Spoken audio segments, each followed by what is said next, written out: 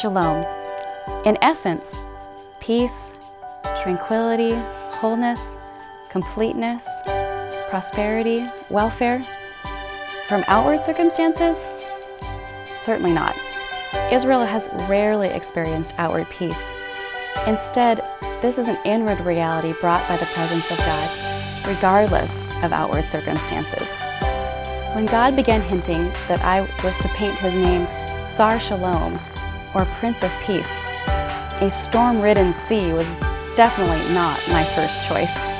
Instead, I pictured still waters, Psalm 23, green pastures.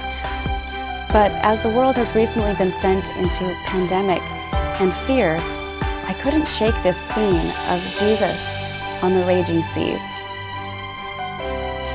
It struck me that no matter what story you read about Jesus in the storms, he's either sleeping through them or he's walking atop the waves.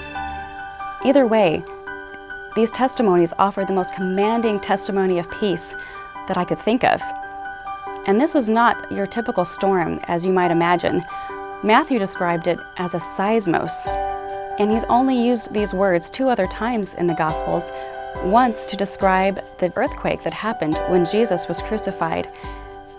The second time was when he was describing the earthquake that happened when Jesus rose from the dead. This storm was truly a storm of epic proportions, and Jesus is sleeping through it.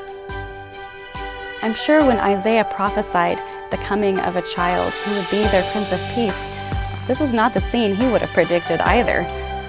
The disciples certainly didn't. They were panicked and confused. Here they are now with their Messiah, and they must have assumed that nothing bad would ever happen to them again, right? But here they are in the middle of a tempest, and Jesus is not immediately delivering them from it. And he even has the audacity to ask them, when they wake him up, "Why are you so afraid?" In my share of storms that God has led me through, I have oftentimes lost sight of Jesus amidst the swirling emotions, pain, and circumstances that threaten to undo me. I'm sinking fast, and fear is gripping my heart. It's then that I realize that I have a choice. I can either choose to look at the breakers that are surrounding me, or I can choose to keep my focus and my gaze on Jesus. One is loud and relentless, the other full of authority and confident tranquility. One is merciless, the other full of abundant mercy. One rends, the other mends. One destroys, the other promises complete restoration.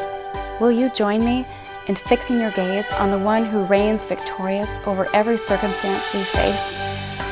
Take courage, my friend, and know that the Prince of Peace will deliver you, and most importantly, transform you through every trial that you face. As Corrie ten Boom wisely said, who went through many trials of her own, if we look at the world, we'll be distressed. If we look within, we'll be depressed. But if we look at Christ, we will be at rest.